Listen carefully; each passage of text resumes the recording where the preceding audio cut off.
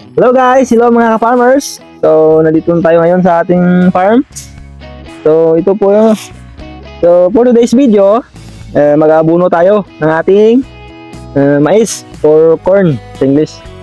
So, ito po yung abuno natin. So, ito po ay 21 Ultra. So, ito po yung abuno natin kasi nasa 2 semana na sila or 2 weeks, kaya bunuan natin para mabilis lumaki.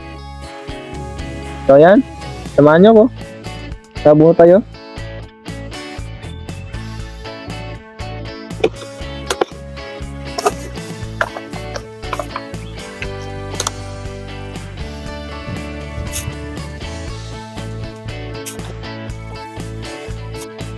So yun guys, sa pag-aabuno nga pala, so 2 inches or 3 inches yung agwat nila kasi kapag dumikit sa puno ng mais, malalanta or masusunog kasi ang puno, mainit sa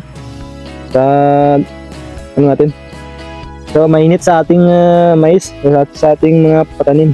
So katulad na lang ng kapayas, so kahit ano, basta bigyan nyo sila ng distansya. So ganyan lang. Nah, yun guys.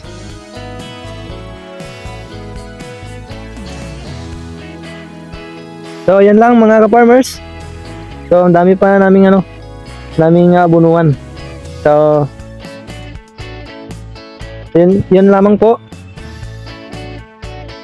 So yun lamang po mga ka-farmers. Pakipollow ng aming YouTube and share and subscribe. Maraming salamat.